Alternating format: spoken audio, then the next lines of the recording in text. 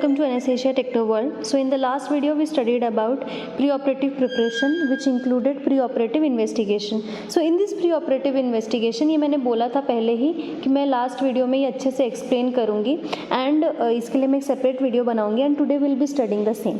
Okay, so preoperative investigations का purpose क्या है? What is the purpose of preoperative investigation? So the first thing is confirmation of the diagnosis. Okay, so मैंने आपको पहले भी, अगर आपने नहीं देखा होगा तो वो वीडियो आप प्लीज़ वॉच करिए. ठीक है, in that video I have explained you about the how to take history, what do you mean by examination, what do you mean by investigations. Okay, मतलब छोटा ब्रीफ में मैंने बताया है इन्वेस्टिगेशंस क्या होते हैं एंड मैंने उस वीडियो में ये भी बताया है कि इन्वेस्टिगेशंस के बाद ही आप एक डिफरेंशियल डायग्नोसिस दे पाते हो पेशेंट को. ओके, तो ये जो डायग्नोसिस आप दे रहे हो कंफर्म करने के लिए हमको इन्वेस्टिगेशंस करना पड़ता है. Okay, now exclusion of alternate diagnosis. Exclusion of alternate diagnosis मतलब कि क्या? When you are taking history, okay, and when you are doing examination, तो ये जो एग्जामिनेशन और हिस्ट्री वाले जो पार्ट्स होते हैं इसमें हमको पेशेंट्स के बहुत सारी चीज़ें या कंडीशंस के बारे में समझ में आ जाता है कि पेशेंट को क्या मेडिकल कंडीशंस है, प्री एग्जिस्टिंग क्या है, अभी नया कंप्लेंट्स क्या है पेशेंट के, और उसके हिसाब से फिर आप एग्जामिनेशन करते हो, आप ऑस्कल्टेट करते हो, पाल्पेट करते हो, परकशन करते हो, ओके, इंस्पेक्शन करते हो. इसमें ही आप बहुत सारी चीज़ें ना डायग्नोसिस अपने दिमाग में रख लेते हो. ठीक है, बट उस चीज़ को कंफर्म करना और ये जो अल्टरनेट डायग्नोसिस हैं उसको एक्सक्लूड करने के लिए हम फाइनल इन्वेस्टिगेशंस करते हैं. Okay, third purpose of investigation is to know the extent of the disease. Okay, अब for example I am saying कि मुझे फ्रैक्चर हुआ है. ओके, अब ये जो फ्रैक्चर हुआ है उसका एक्सटेंशन कितना है, कहाँ फ्रैक्चर हुआ है, कितने लेवल का फ्रैक्चर हुआ है, कितने बोन्स ब्रेक हुए हैं, कितने स्क्रू लगने वाले हैं, कितने इम्प्लांट लगने वाले हैं, कैसे लगने वाले हैं, ये सारी चीज़ें क्या होती हैं आपको तभी समझ में आती है when you know the extent of the disease. Okay, then the fourth purpose is assessment of fitness for surgery. तो इन्वेस्टिगेशंस में ब्लड रिपोर्ट, अभी मैं आपको बताऊंगी, ये अलग अलग टाइप के हम टेस्ट करते हैं, इन्वेस्टिगेशंस करते हैं जो कि ये कंक्लूड करता है कि patient is fit for the surgery और not. Okay, also it tells about risk to others. For example the patient is positive, patient HIV positive है, पेशेंट हेपेटाइटिस पॉजिटिव है. ये जो पॉजिटिव पेशेंट्स होते हैं they are threat to, they are causing risk to others as well inside the operation theatre. तो ये भी आपका किससे कन्फर्म होता है? प्री ऑपरेटिव इन्वेस्टिगेशन से. And the last is medico legal consideration. Medico legal considerations मतलब कि क्या? ऐसे पेशेंट्स जो कि किसी, मतलब फॉर एग्जांपल एक्सीडेंट हुआ है, कोई ट्रॉमा केस है, ट्रॉमा मतलब ट्रैफिक एक्सीडेंट केस है या सुसाइडल केस है या फिर बुलेट फॉर एग्जांपल किसी ने फायरिंग की है, ऐसे किसी भी तरीके के केसेस हैं जिसमें लीगल एस्पेक्ट्स की ज़रूरत होती है. ये लीगल एस्पेक्ट्स को कंसिडर करने के लिए हमको प्री ऑपरेटिव इन्वेस्टिगेशंस करना ज़रूरी होता है. ओके, सो अभी मैंने आपको जस्ट एक्सप्लेन किया है टू स्क्रीन एसिम्प्टोमेटिक पेशेंट.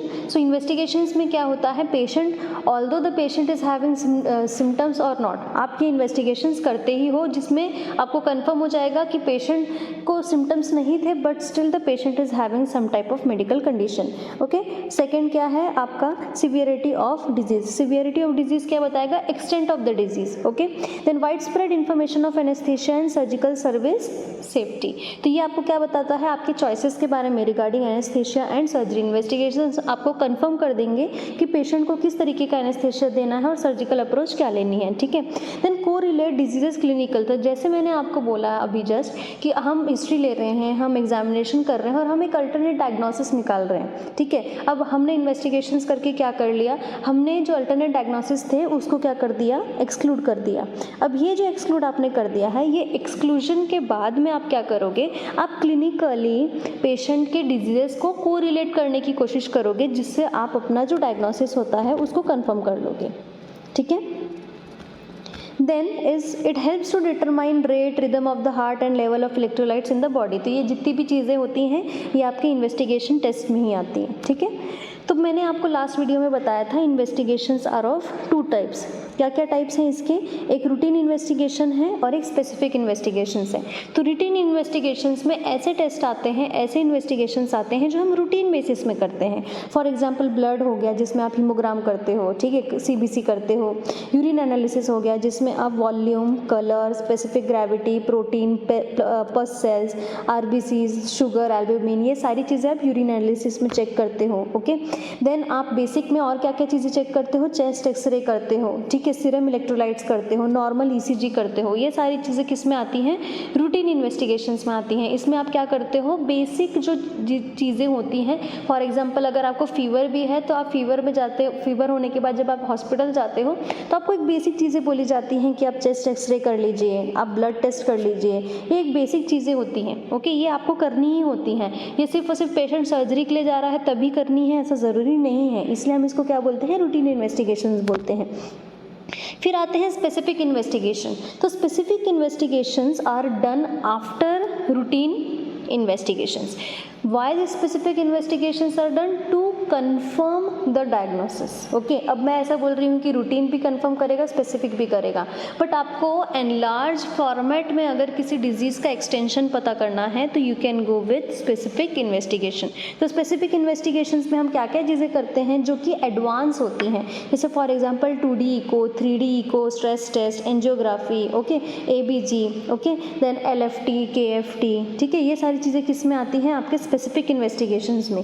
इसके अलावा हम और क्या क्या चीज़ें करते हैं, CT करते हैं, MRI करते हैं, बायोप्सीज करते हैं, ब्रोंकोस्पायरोमेट्री करते हैं, एंडोस्कोपी करते हैं, कोलोनोस्कोपी करते हैं। ये क्या होते हैं, ये अलग अलग टाइप्स ऑफ स्पेशल या फिर स्पेसिफिक इन्वेस्टिगेशंस हैं जो कि advance mode of routine investigations होते हैं, जिसमें आपको एडवांस इन्फॉर्मेशन पता चलती है, ठीक है।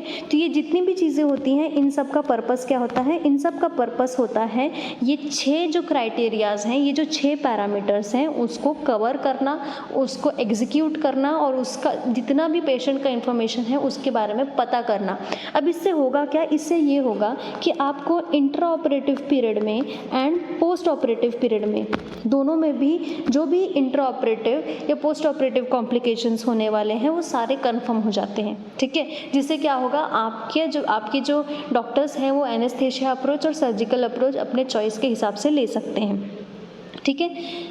आई होप कि आपको ये वीडियो अच्छा लगा होगा और आपको मेरे कंटेंट्स समझ में आ रहे होंगे। Okay, if you like it please like, subscribe and follow my channel, and again if you have any kind of doubts you can follow me in my Instagram page, that is Anastasia Techno World, and you can message your doubts to me. Thank you.